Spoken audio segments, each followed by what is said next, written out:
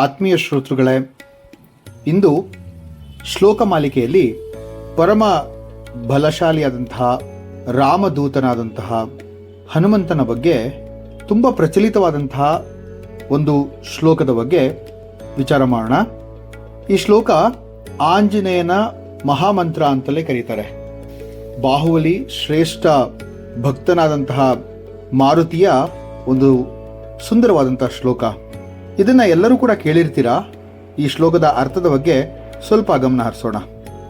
ಈ ಶ್ಲೋಕ ಹೀಗಿದೆ: ಮನೋಜವಂ ಮಾರುತುಲ್ಯ ವೇಗಂ ಜಿತೇಂದ್ರಿಯಂ ಬುದ್ಧಿಮಂತಾವರಿಷ್ಟಂ ವಾತಾತ್ಮಜಂ ವಾನರಯೂತ ಮುಖ್ಯಂ ಶ್ರೀರಾಮದೂತಂ ಶರಣಂ ಪ್ರಪದ್ಯೆ ಶ್ರೀರಾಮದೂತಂ ಶಿರಸಾ ನಮಾಮಿ ಅಂತ ಹೇಳ್ಬೋದು.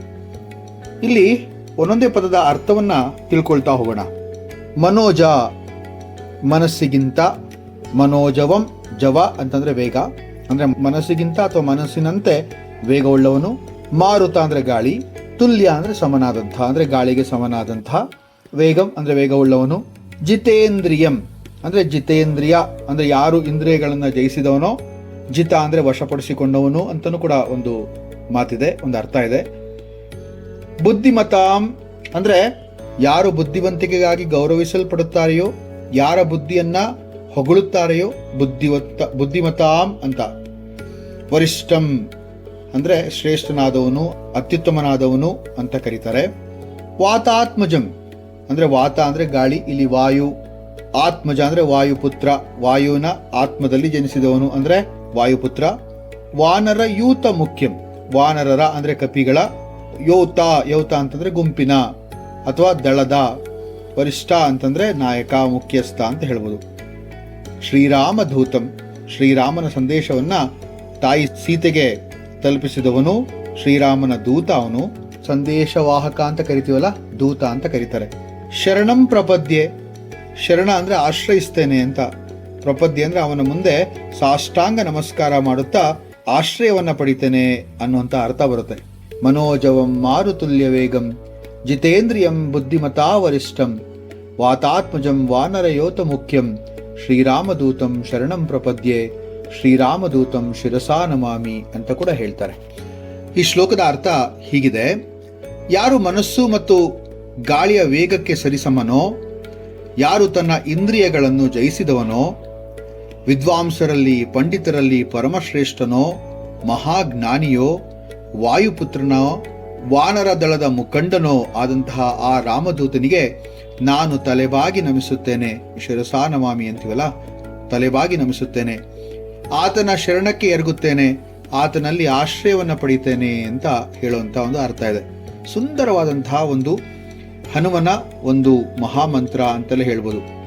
ಇಲ್ಲಿ ಕೆಲವೊಂದಷ್ಟು ಸೂಕ್ಷ್ಮ ವಿಚಾರಗಳನ್ನು ತಿಳ್ಕೊಳ್ಳೋಣ. ಇಂದ್ರಿಯಗಳು ಅಂತ ಇದೆ. ಜಿತೇಂದ್ರಿಯಂ ಅಂತ ಹೇಳಿದಾರಲ್ಲ, ಅಂದ್ರೆ ಇಂದ್ರಿಯಗಳನ್ನು ಜಯಿಸಿದವನು ಅಂತ. ಇಂದ್ರಿಯಗಳು ಎಷ್ಟು ನೋಡಿ, ಇಂದ್ರಿಯಗಳಲ್ಲಿ ಎರಡು ಪ್ರಕಾರ. ಒಂದು ಕರ್ಮೇಂದ್ರಿಯ, ಇನ್ನೊಂದು ಜ್ಞಾನೇಂದ್ರಿಯ ಅಂತ. ಈ ಜ್ಞಾನೇಂದ್ರಿಯಗಳು ಅಂತಂದ್ರೆ ನಮಗೆ ಗೊತ್ತಿರೋ ತರಹ ಈ 5 ಸೆನ್ಸ್ ಆರ್ಗನ್ಸ್ ಅಂತ ಕರಿತೀವಲ್ಲ, ಅದೇ. ಗ್ರಹಣ ಅಂದ್ರೆ ಮೂಗು, ಚಕ್ಷ ಅಂದ್ರೆ ಕಣ್ಣು, ಚಕ್ಷು. ರಸನ ನಾಲಿಗೆ, ತ್ವಕ್ ಅಂದ್ರೆ ಚರ್ಮ, ಶ್ರೋತ ಅಂದ್ರೆ ಕಿವಿ. ಅಂದ್ರೆ ಕಣ್ಣು, ನಾಲಿಗೆ, ಚರ್ಮ, ಮೂಗು ಮತ್ತು ಕಿವಿ, ಇದು ಜ್ಞಾನೇಂದ್ರಿಯಗಳು. ಕರ್ಮೇಂದ್ರಿಯಗಳು ಅಂತಂದ್ರೆ ವಾಕ್ ಬಾಯಿ, ಪಾಣಿ ಅಂದ್ರೆ ಕೈ, ಪಾದ ಕಾಲು, ಉಪಸ್ಥ ಅಂತಂದ್ರೆ ಸಂತಾನೋತ್ಪತ್ತಿ ಅಂಗ, ಗುದ ಅಂದ್ರೆ ವಿಸರ್ಜಿತ ಅಂಗ. ಹೀಗೆ ಕರ್ಮೇಂದ್ರಿಯಗಳನ್ನ ನಾವು ಮಾಮೂಲಿಯಾಗಿ ಇನ್ನೊಂದು ತರನು ಹೇಳ್ತೀವಿ. ಪಂಚಭೂತಗಳನ್ನು ಕೂಡ ಕರ್ಮೇಂದ್ರಿಯಗಳು ಅಂತಾನೆ ಕರೀತಾರೆ. ಆಕಾಶ, ಗಾಳಿ, ಅಗ್ನಿ, ಭೂಮಿ ಮತ್ತೆ ಜಲ ಅಂದ್ರೆ ಪೃಷ್ಟಿ, ಜಲ ಅಂತ ಕರೀತಾರೆ. ಇಲ್ಲಿ ಯಾರು ಇಂದ್ರಿಯಗಳನ್ನ ಜಯಿಸಿದ್ದಾರೋ ಅವರಿಗೆ ನಾನು ಅಷ್ಟ ಅಂಗ ಅಂದ್ರೆ ಅಷ್ಟ ಅಂಗಗಳ ಸಹಿತ ನಮಸ್ಕಾರವನ್ನು ಮಾಡ್ತೇನೆ ಅಂತ. ಒಂದು ಅಷ್ಟಾಂಗ ಒಂದು ಯೋಗ ಕೂಡ ಇದೆ. ಸೂರ್ಯ ನಮಸ್ಕಾರವನ್ನು ನಾವು ಅಷ್ಟಾಂಗದಲ್ಲೇ ಮಾಡ್ತೇವೆ. ಅಷ್ಟಾಂಗ ಅಂದ್ರೆ 8 ಅಂಗಗಳು ಅಂತ ಕರೀತಾರೆ. ಯಮ, ನಿಯಮ, ಆಸನ, ಪ್ರಾಣಾಯಾಮ, ಪ್ರತ್ಯಾಹಾರ, ಧಾರಣ, ಧ್ಯಾನ, ಸಮಾಧಿ ಅಂತಕ್ಕಂಥ 8 ಅಂಗಗಳು ಯೋಗದಲ್ಲಿ ಕೂಡ ಬರುತ್ತೆ.